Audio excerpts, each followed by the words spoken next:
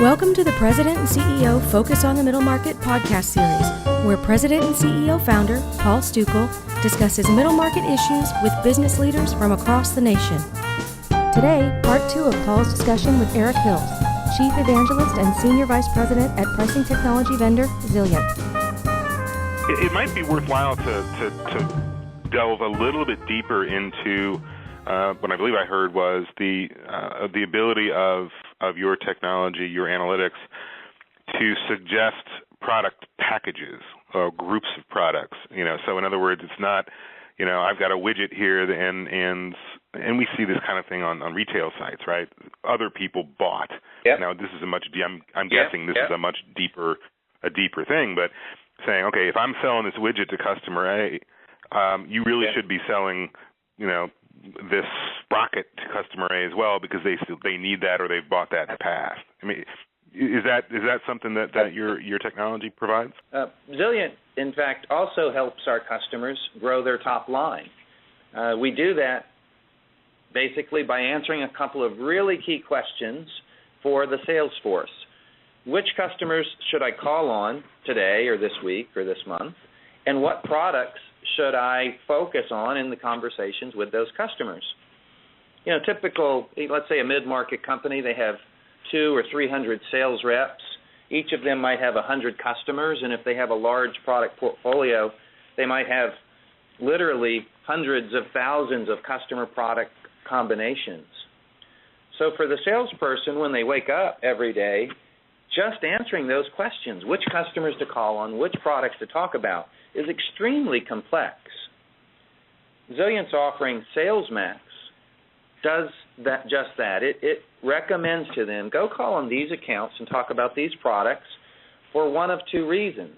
Either there's a retention issue, the customer buying pattern suggests they might be buying now from someone else. You might be at risk of losing that business. Or that there's a growth opportunity, an opportunity to expand your wallet share, if you will, by comparing that customer to other similar customers and identifying the white space where there are product categories that they don't buy from you that based on the other profiles, the profiles of others, they should. So SalesMax helps the sales reps essentially treat every account like a strategic account, understand what they're buying, what they were buying, what they could be buying, and prioritizes all of that information, serves it up as guidance to the sales rep so they spend their time in the most profitable, the most growth-oriented account. Just a basic question. As I understand it, this is a sort of a pay-as-you-go sales, SaaS, offering. That's correct. So there's not a huge implementation sort of process here. Zilliant, years ago, made the decision to basically re-architect our technology so that it would be in the cloud. And we did that for a couple of specific reasons. One is that, price optimization, sales guidance is a universal need. Large companies, mid-size companies, small companies, everyone has fundamentally the same challenges when trying to maximize productivity of their sales force or maximize profitability. And we wanted to be able to serve all of those markets, mid-market companies especially. At the time, before we moved our technology to the cloud, it was simply too expensive for anybody but the largest of companies. So we moved to SaaS to expand, the available market and offer this to companies of all sizes. The other reason that we moved to SaaS is because at the core of what we do is intellectual property, science, if you will, that we've codified into software, and we're continuously coming up with improvements and extensions to that science. If we weren't SaaS, when you put the technology and the IP on someone's, inside of their firewall, on premise, if you will, then it becomes cost prohibitive to continuously update the software. But with SaaS, every new innovation is immediately available to all of our customers, and it's a cost-effective way for us to keep them up to date. So SaaS has been a big win for us and a big win for customers of all sizes. this issue about big data versus little data, which what I'm inferring is that it means internal versus external big data, right? It was interesting to note from what Lisa sent me that it's pretty rare for a company in this space to be saying, hey, you don't really need this external data. You'd be surprised at what we can do with what you've got right now. I thought that was really interesting. Can you just delve into that real quick in the time we got left? There's a universal axiom a friend of mine shared with me, and it's important, I think, it's so important that most companies should think about it and understand it. There's a universal axiom about information and data. It's that you have more data than you think. And, as it relates to B2B companies, industrial companies, and what they know about their customers, just the information that they have inside of their order system, their ERP system, is so rich and so plentiful. If they only knew how to mine it, to extract all of the insights that it contains. And so, yes, if you think about information in an order system, ERP, CRM, as little data as opposed to big data where the volumes and the sources are much greater, it may be a surprise to some people that there's so much value and it's kind of locked up. It's right there, but it's locked up. And what Zilliant does is help our customers tap into that and unleash big value from that little data.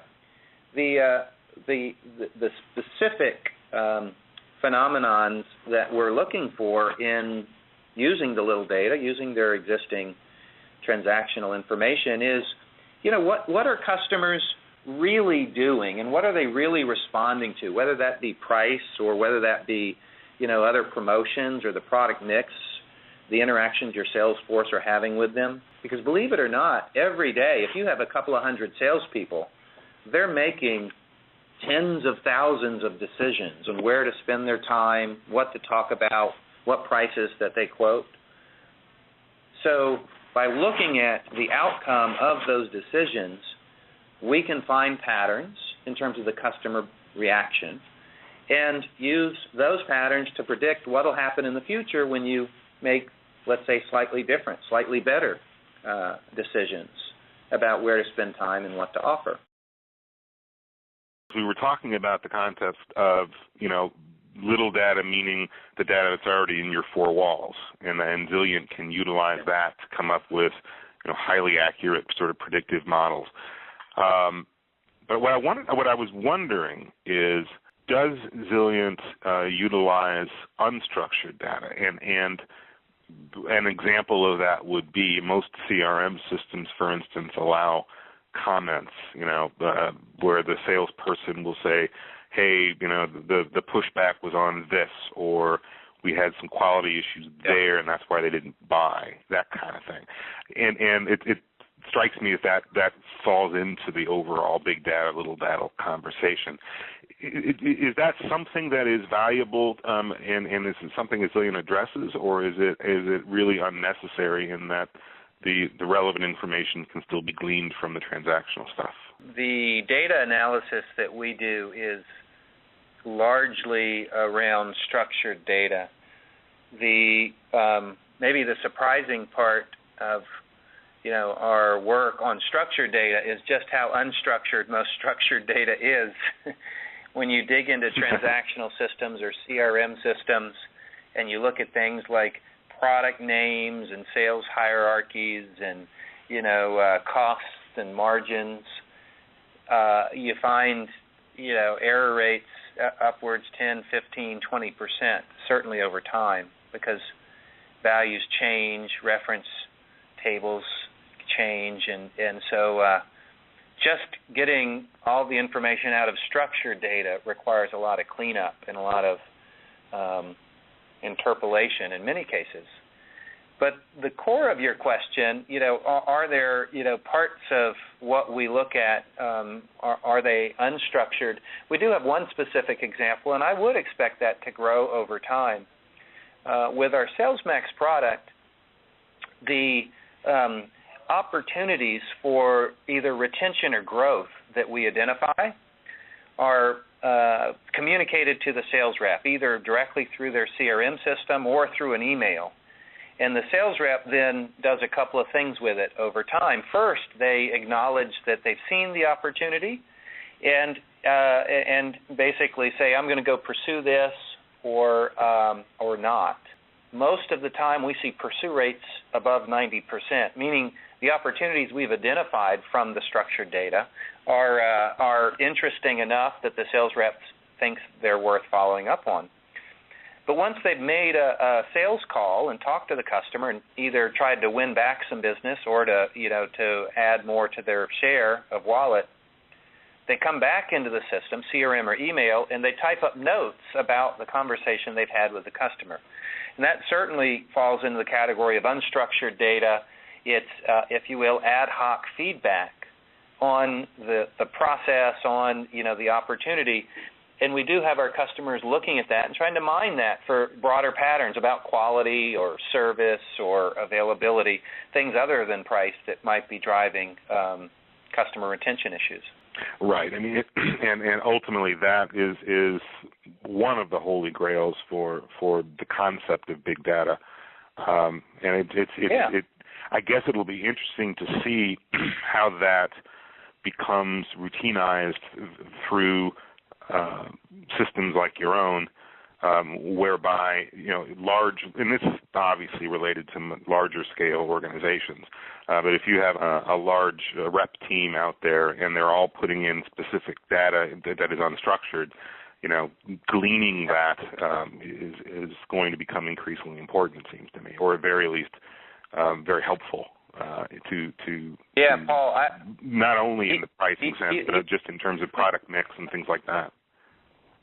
Absolutely. We're on it. I can think of a couple of instances where it's hundreds of sales reps, and they are typing in essentially free-form comments.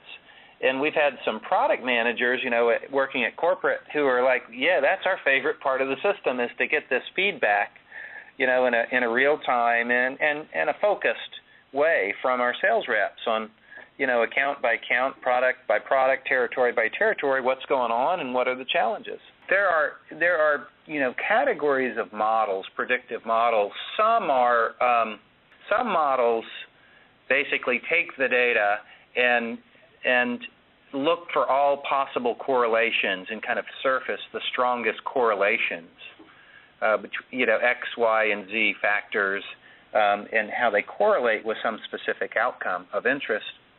And then there are other types of models that are referred to as structural models.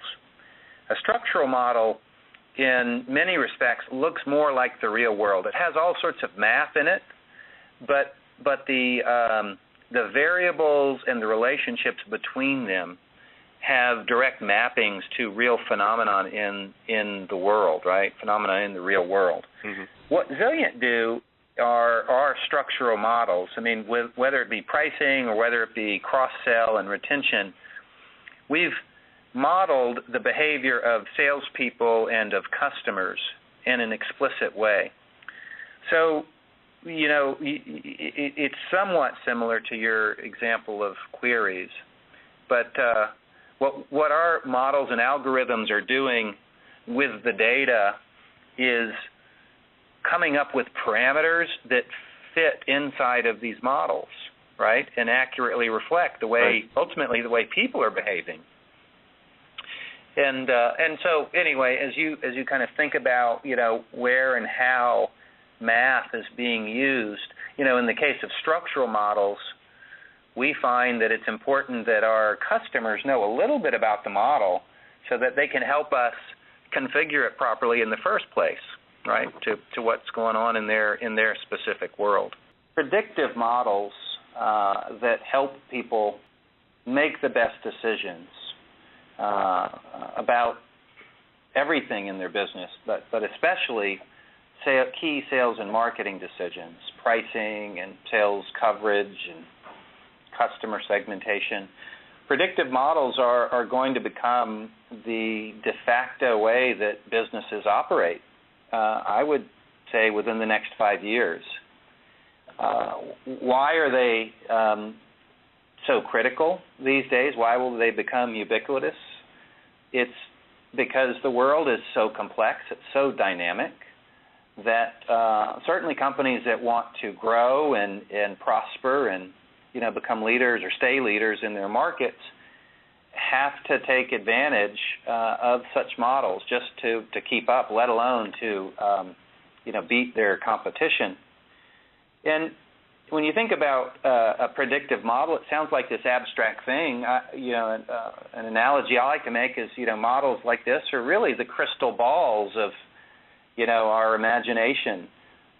They let you see with a higher degree of certainty than you can without them, what's going to happen, and plot your course, plan your course to achieve the outcomes that you are going after, that are most desirable. So, predictive models and math and big data might be a little daunting to some, but if they think about it simply as a way to have an idea of what's going to happen when before they make a decision and go in market, I think they'll appreciate just how powerful, how important, strategic they're going to be as we go forward.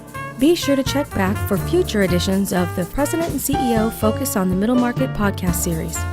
Thanks for listening.